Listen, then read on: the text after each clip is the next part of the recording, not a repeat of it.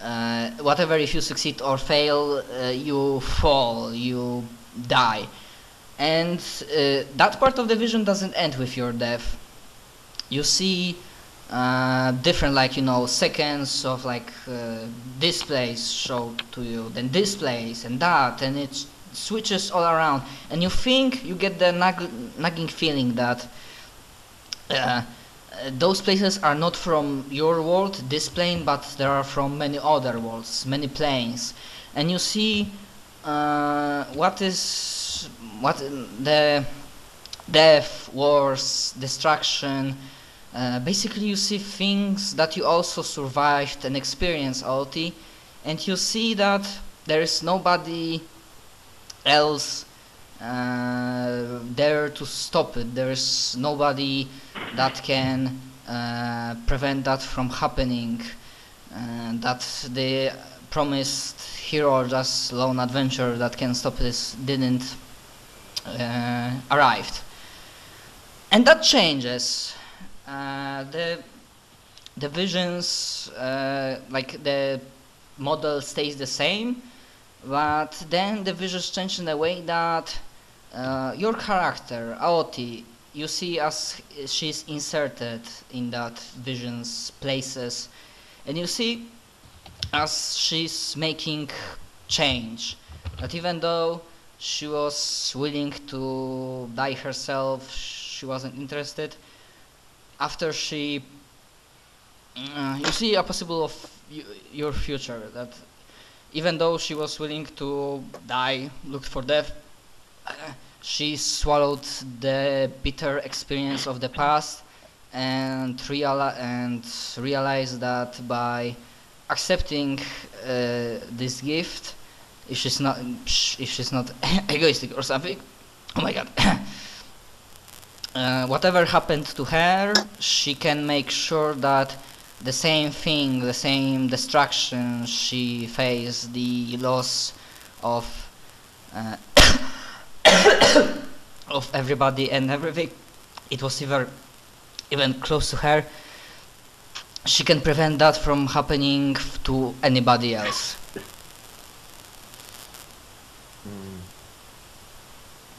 And I think that's the majority of the vision. Maybe there's like a small thing that's the total definitive confirmation that those who were responsible for Heaven's Fall and destruction of the Dwarven Kingdom from where it was, they are definitely dead. They suicided with that stunt.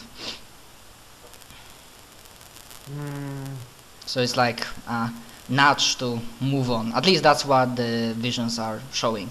So what Oti does feel, and does she respond? The truth of the matter is, she for the longest time do some serious stuff. To be honest, her erection died in the Age of Chaos. There's not much to follow around there, no?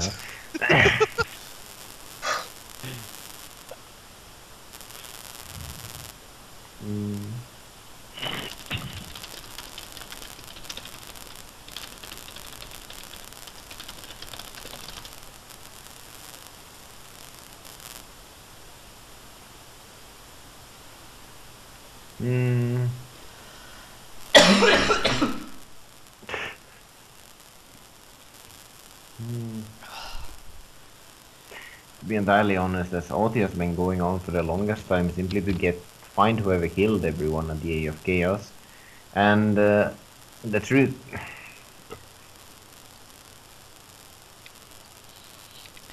People can change, that's what character development is for. Yes, the fact is she has been going on for the last 2 years, going for nothing, hoping to find who killed every single person she loved. She's really not cared about anybody during that time, and truth be told, I'm not sure she's that interested in just living. And the fact is, even if she'd be a hero, she doesn't have anybody she'd care to be a hero for. I mean, you can always go the archer route, the cynical, very cynical archer that begrudgingly sometime, maybe during his travels, you lose something. Yes, but the fact is that she kinda lost hope when every single thing she'd been working for and at least half her life disappeared in a single night. Uh, and she honestly, the fact is, I'm not quite sure even the fact that she could be a hero would be enough. Also, the thought about that, there's like a new vision appears. I don't know if you read the first chapters of UK Holder. It's sequel manga to Mahou Sensei Nigima. Basically, you see the setting is like there's like a horizon, there is sun rising up, and you are walking towards that, and on your left and on your right there's people that you know, friends that you made, because I'm guessing you consider your party at least some kind of acquaintances or friends.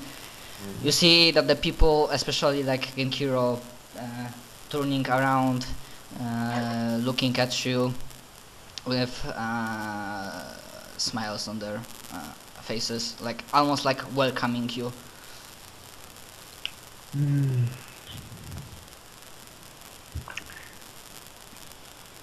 It's a very good question, exactly, if you'd want to live, because the biggest thing is, you say that the one who caused the of the chaos were killed in the thing, but what Oti believes is that the person, not the ones, you know, the cultist, she knows they're dead, but she believes there was somebody behind them, because that some random cultist could suddenly drop the thing is not something she wanted to believe. Whether or not it's true, it's completely up to you. Okay, new vision. You see that those cultists who were dropped the piece of the moon on themselves and destroyed the kingdom, you see like they are changed into puppets, and you see another creature, not human creature, shrouded in darkness, that acts, you know, there's like a lines coming from its finger that acts like a puppet master. And the nudging feeling is that okay, I don't know how to understand describe it in in-game terms or out of character terms that Alti might understand. That this vision of this creature is that you can always, that Alti can look blame, like the ultimate blame for everything that happened is with these jerkas, but gods who created this world in the first place. The fact is, Odi doesn't mind the gods, because everything she got was from this world, and the gods did not destroy that for her. But the creature that you says, essentially, as Odi sees the creature, her eyes are filled with a fire that threatens to consume her, essentially. A hatred she hasn't felt in a long time.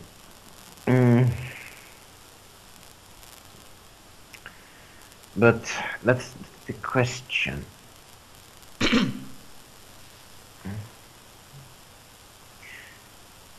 To be entirely honest, as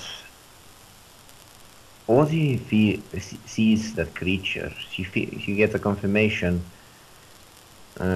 Okay, that she gets a confirmation of something she's felt a long time, that there was something behind her pain, something behind all the things she does. And the reason she keeps going on is the reason, and she knows that if she does not take the chance now to become immortal, there's a chance it might get away from her in continuing on. She doesn't truly care as much for justice or anything, as more as vengeance than anything. And then she feels that if she is to get her vengeance, then one life might not be enough. 11:50. Yep. Did you say something? No, not to you guys. So I suspect Oti may regret this later on, but pretty much going. Yeah, she's probably gonna regret this later on, but even gods may die, then maybe someday she'll find peace. So yeah, Otis essentially looks up with a fire in her eyes.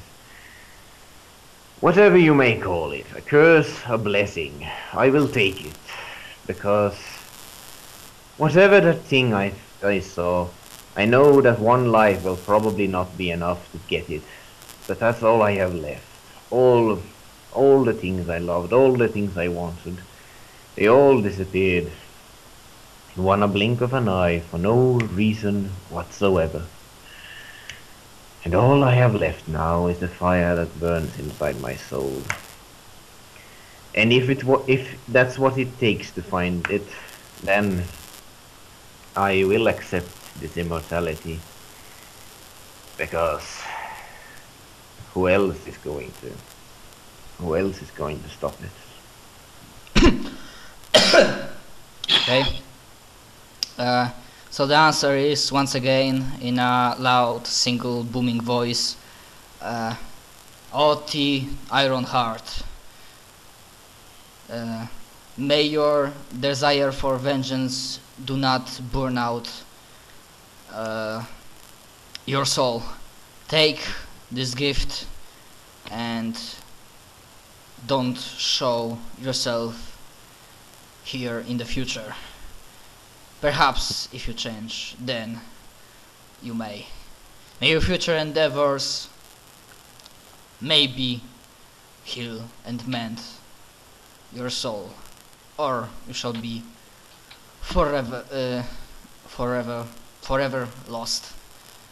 And with that, if Oti can say something before it disappears, she would essentially say, I have been lost for 2 years now. I was lost before I met my friends and family back then at Solim. had been lost for my entire life. An eternity lost, mayhaps, as far as I know, I've been lost for most of my life. And this doesn't really change anything. so be it. And there's like a blinding flash of light as we proceed to Lysander, I guess. Hello, that was also quite moving. I didn't know I actually had it in her. So this time I will go other way. First, like, what's the first things that you see, Lysander? What is part of your visions? It's outer space. You know, he's a void wizard. I think in his Yeah, I remember. in his dreams and stuff is probably a great deal of just between planets, the vacuum of space, the nothingness of floating along in space. I mean, and literally with the stars in the background, being quite aware it's in outer space, you know, Yep. not just a black place, except for pinpricks of light and things like that. And it's cold, obviously. It's very cold. Yeah, but wasn't that for Lysander wasn't he considered space a final frontier, like goal that he wanted to achieve? Space, but I'm just saying that if you're saying what he's imagining, Yeah, okay, yeah. a dream, that's kind of the thing he goes back to. Okay, so yeah, that's how you imagine it. So yeah, there's like a visions of you. If you accept this, that there are visions of you traveling far and wide, galaxies, universes, for ages, maybe even eons to come. There's less and less secrets that those places, that space holds for you. And you are the ultimate traveler. And as you travel far and wide, your fame and your status as a hero grows, not only on this planet but all the others on other planes. And yeah, that's the good future. And the bad one, the visions that are changing, that the cold space is typical, but what changes is that this coldness gets like chilling, creepy, like something. You see that your possible future Lysander meets something that even after ages of traveling through far and wide different planets, universes, that he still might meet something that will not spell his end, because what he says, like, death would be a blessing, but he finds some, like, he sees creatures full of tentacles, aberrations, the ones that couldn't be described by human language, and even if the one that he sees at the very end of that vision, the massive slumbering giant that spells the end of particular multiverse if he wakes up, and that nobody dares to utter his name. Well, we've met very tiny, insignificant, pinprick versions of that. Yeah, basically, like, but the future, like Alexander says, that there might be something that, with his immortality, if he finds something bad, or God forbid, slightly more powerful than him, or even just straight up powerful than him, because he might, but he always yearned to find space, so he might realize that space is not a friendly place, and there are some dark, very dark corners of the universe that if he goes there, he might never return, and if he returns, he will not be the same man, he will not be a hero. And that's the end of the visions. Okay. What is your response? Okay, here's the thing. Please speak slightly louder. Sorry, here's the thing. I was... Everyone thinks with my fancy dress and my rudeness and arrogance and pomposity, and not being very nice, it's a reaction to, I was born in the streets, I was born a pickpocketer, a thief. And this, when I didn't become an eternal wanderer, I took it serious. And there are two things in it. Eternal and wanderer. Slightly louder, Adam.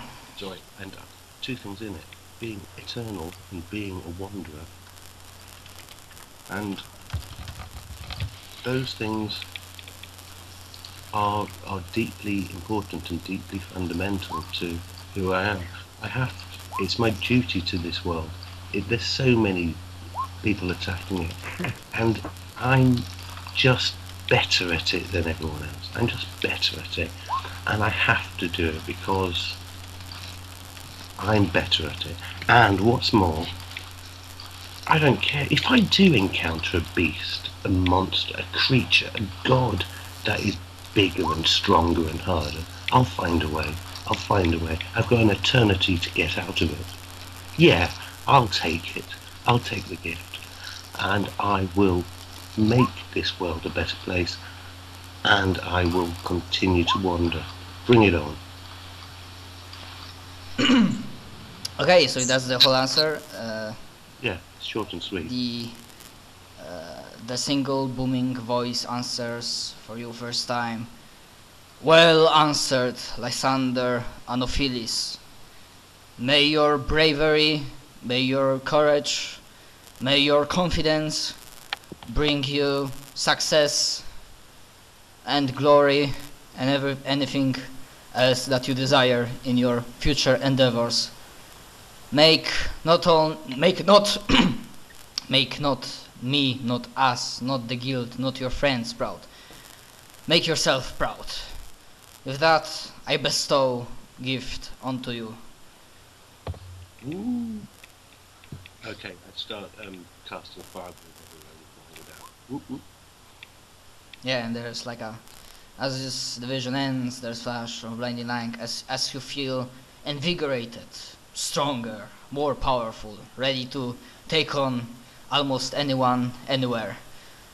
Yeah, you step out. Now for Jai. So finally Martin has some chance more to maybe. I mean, I have no idea what's going on, so... So yeah, to give you a quick explanation, basically On one of the previous sessions, Varion Guildmaster, along with Asmarius, maybe mostly Varion, told you that there will be a guild meeting. All of the guild members of Eternal Wanderers will meet together, and some of them will get a chance to perform a ritual and accept a gift of immortality.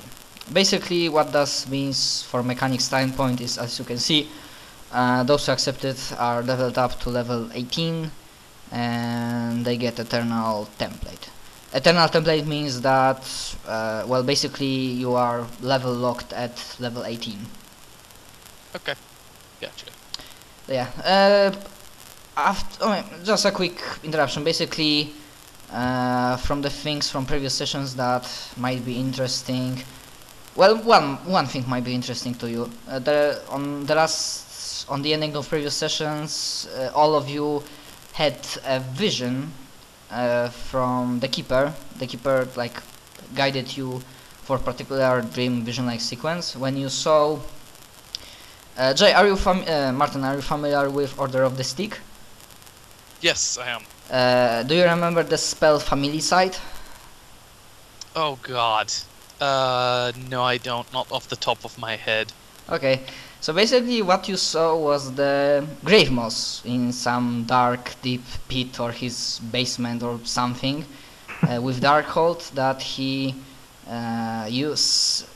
muttered a word of power, Druager or something, and used Orb of Souls that he got that from you, taken from you, to power up the spell. The orb got shattered to 1,000 pieces, and after that spell got launched, what you saw was all of this world's black dragons and everything that's connected to them, Dragonborn, Dragonkin, basically everything that might have some connection by blood or something to black dragons gets struck by this full dark magic, and then as the undead they rise up, hundreds, perhaps thousands of dragons and their kin, marching possibly where Gravemoss is as he assembled his undead army. Okay. Okay, so I'm wondering, maybe as with Lysander, what possible future Jai can like think of, maybe what does he see, or maybe what his thoughts are. I think what he sees is a large grassy